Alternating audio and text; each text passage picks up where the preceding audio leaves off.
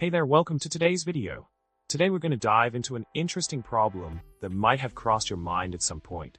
Have you ever wondered if CPUs have a built-in hardware table or math cache for simple math operations?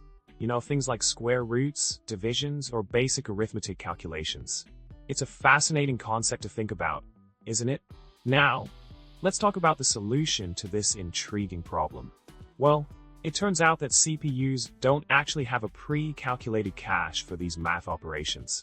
It's left up to the software to implement caching if repeated values are common.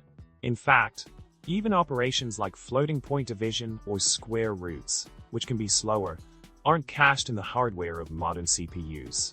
It would simply be too costly in terms of die area and power consumption to maintain such caches for a wide range of operations. Instead, high-performance CPUs focus on maximizing throughput for all operations by utilizing multiple execution pipelines efficiently. In summary, CPUs don't have a built-in hardware table or cache for simple math operations. The software is responsible for implementing caching strategies if needed. It's more efficient for CPUs to prioritize overall throughput rather than dedicating resources to caching specific results. And with that, we wrap up today's video. Don't forget to hit the like button, subscribe for more content, and drop a comment with your thoughts. Thanks for watching, and until next time.